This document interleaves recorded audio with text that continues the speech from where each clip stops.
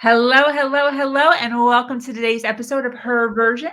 This podcast is dedicated to sharing stories of struggle and triumph, a platform that allows individuals to tell their truth in order to inspire and uplift others. For those of you that are new to this podcast and like content like this, make sure you hit that subscribe button and make sure you follow, like, and share. I am your host, Sabrina Victoria. Let's jump right in.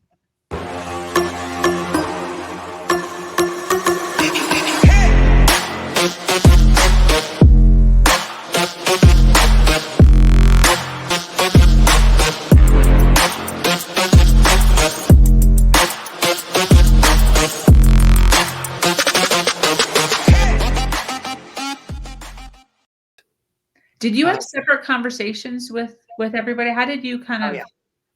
Really? My ex-wife first. Then I told my mom, and I really thought her eyebrows were going to end up on the back of her head when I told her. Told my daughter, she didn't care.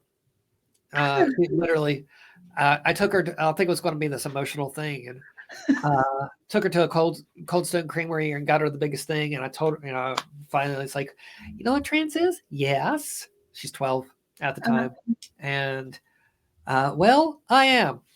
Oh. She didn't care. She knew what it meant, and that's the great thing about kids. A lot of kids, they do not care about, it gives me hope for our future, as long as we don't have current politicians trying to shove them into the ground. Yeah. So yeah.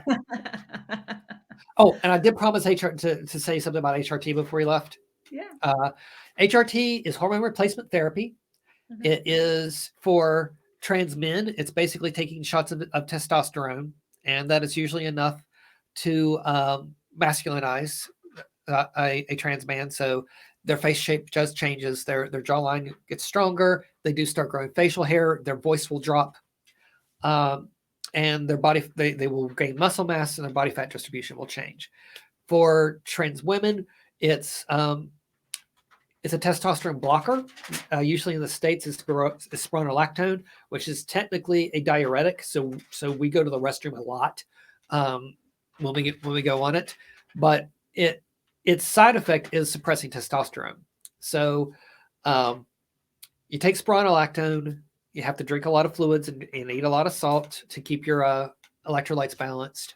Right. And then you use either pills or patches, sometimes injections of estradiol or just straight up estrogen. And that does basically the opposite. It sadly does not affect facial hair and voices. Your voice does not go back up. And this is actually my natural voice. People always say you don't sound like a I said that to you too. Yeah. You didn't. Yeah, I wouldn't have even. This is my like if I didn't know anything, and I just was talking to you, and your name was Addison, I wouldn't have thought anything. It's nice it is nice. I have a very androgynous voice, so I either sound like a high pitched man or a low pitched woman. And actually, I found I did some playing with a voice modulator and discovered that I speak basically the same pitch as Scarlett Johansson, so I'm kind of happy about that. Yes. So that's what hormone replacement. So wait, so where do people find this? Is there a website? You have to go to a doctor. A doctor. These things can only be prescribed. Okay.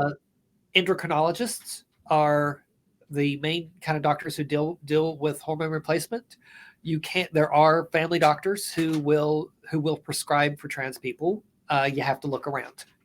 Okay. And you also have to be in a state where they're not trying to ban it because they don't like trans people to exist. Wow. Yeah. Incredible.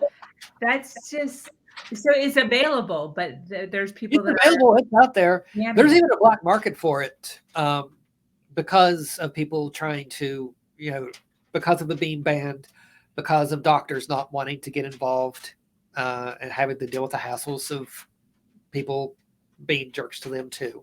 Yeah.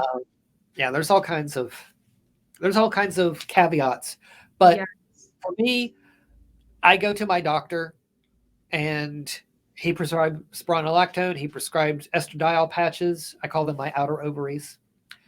And That's great. 4 years later, well, 4.5 years later, I look totally different. And uh, yeah, Wow. but again, I'm from a privileged position. Yeah. I have insurance that covers it. Yeah. Not everybody does. Yeah. That's the thing. That's the thing. What's the number one lesson you've learned about life? Be accepting of others. Just take them at their own terms. Don't tell them what they're supposed to be. Just learn who they are instead of trying to pigeonhole them into something else. Because that works not just for the LGBTQ community, it works for racial minorities or racial differences. It works for cultural differences. Learn about them, learn to accept them. And sometimes learning to accept them is learning to accept that they're a jerk. It's not exclusive to any group. Yeah. But also groups that you think might be weird or odd, you can find out that these people are great. You can find out that a trans person could actually become your best friend. You can find out that this Latinx person or this Black person or this Asian person has way more in common with you than what you would ever expect, and maybe something different than people of your own ethnic background. Yeah. Just learn about people on their own terms instead of relying on stereotypes, instead of trying to stereotype them yourself or put them in boxes that they may not actually fit into, but you try to shove them into this box, and it hurts you and it hurts them. Yeah. Just learn about people on their own terms and accept who they are. Definitely. And if they're a jerk, they're a jerk. If they're not, great. What is one of the most disempowering beliefs you've had in your life, and what do you believe now? Oh, it was the whole, trans people are weird, and trans people are just gay men who are like trans women are just gay men who are, that was something that was impressed upon me growing up, and it was wrong, and I knew it was wrong, but it was still part of my background information. Yeah. And I had to fight through that to get to where I am now. So a lot of times we embody the exactly opposite of what we need to be because of what we are taught. Yeah. We are taught that, through television and such, that trans people are insane. So that's at the back of your mind, and it prevents you from figuring yourself out or learning to accept somebody who is trans, who is different from you. So look for those things that our culture says is true, but they aren't actually true. Yeah. That's one of the things that I think people really need to understand, is that a lot of the things our culture tells us is bunk, and we have to unlearn a lot of things, especially about ourselves sometimes. Yeah. There are things about ourselves that we have to unlearn, and go from there. Definitely. There's still a friggin' large amount of people watching, even though we've been here for well over an hour. So I just want to give a shout out to all of you that are watching live. We so appreciate the support, and we appreciate the fact that you are open and willing to be learning and adjusting, how you're viewing life. So I do want to ask you, Addison, I know that we talked a little bit previously about, what you do, but I'd love for you to just kind of talk about your business, what you do for humankind. And like I said, I work at a library most of the time, but whenever I can line up a gig, I do freelance, LGBTQ centered, DEI, the diversity, equity, and inclusion, or maybe DEB, diversity, equity, and belonging, trainings based on a more scientific instead of a feel good, everybody like each other kind of thing that a lot of people do. I hit the science a lot harder than a lot of trainings that I've been to.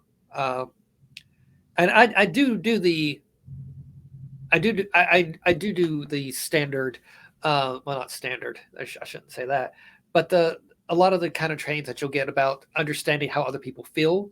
That is part of my training, but I also really try to show people that a lot of the things that we have learned, we need to unlearn, and show them the science behind that. I write on Medium, Addison J. Smith. I have a YouTube channel, Addison's Agenda. My website is Addison's Agenda. My socials are Addison's Agenda. Yeah.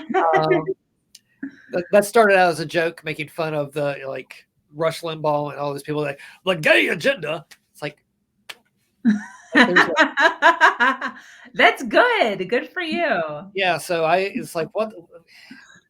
Who would be making this agenda? There's a central committee? Really? I didn't know.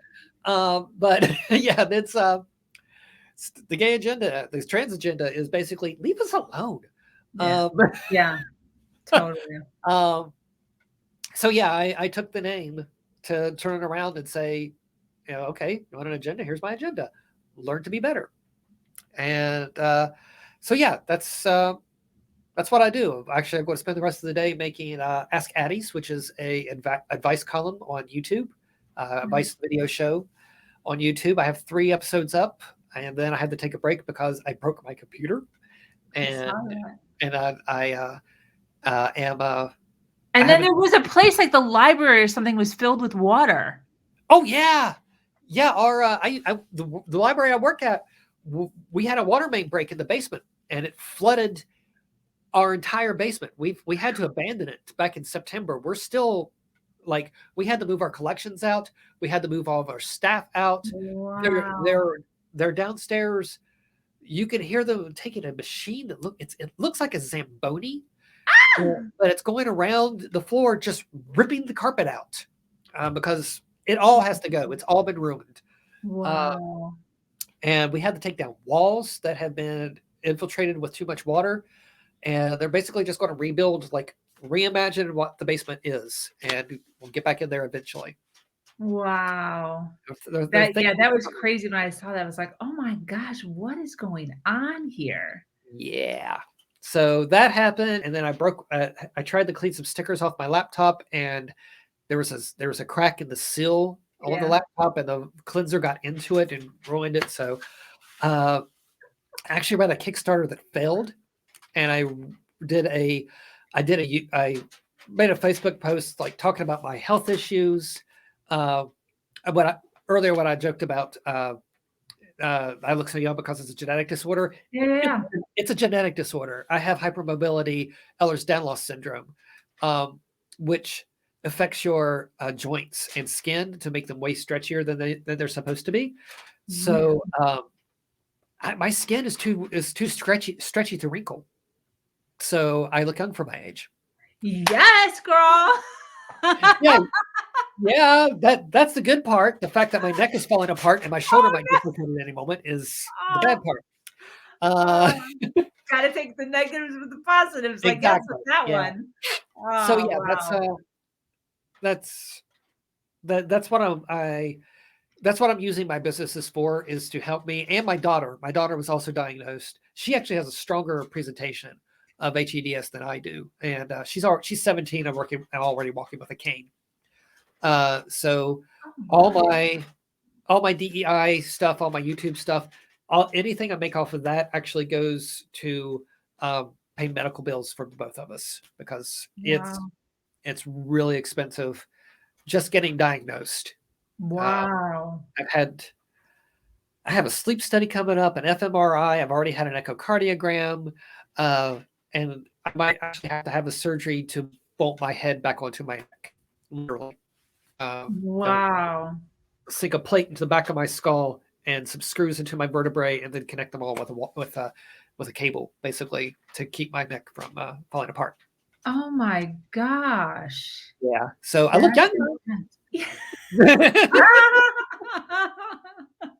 The vanity in us, the Yeah. vanity in us. So Addison, what does success mean to you? Success to me is